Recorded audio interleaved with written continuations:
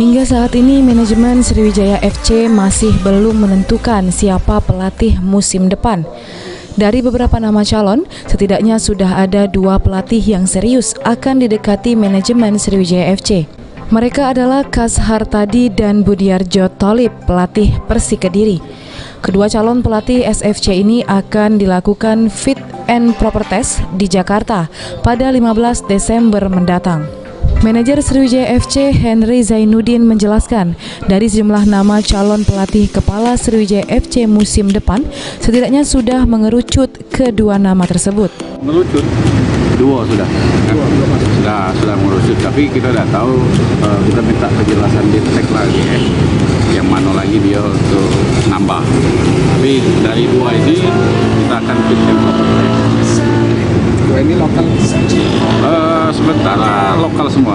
Berarti Korea itu otomatis ini ya? Kita kan tidak tahu kan, ini kan baru sementara 2, cuman kan kebutuhan ke depan kan kita belum tahu. Tapi dalam waktu dekat kita akan fit and proper test di Jakarta, tidak di sini.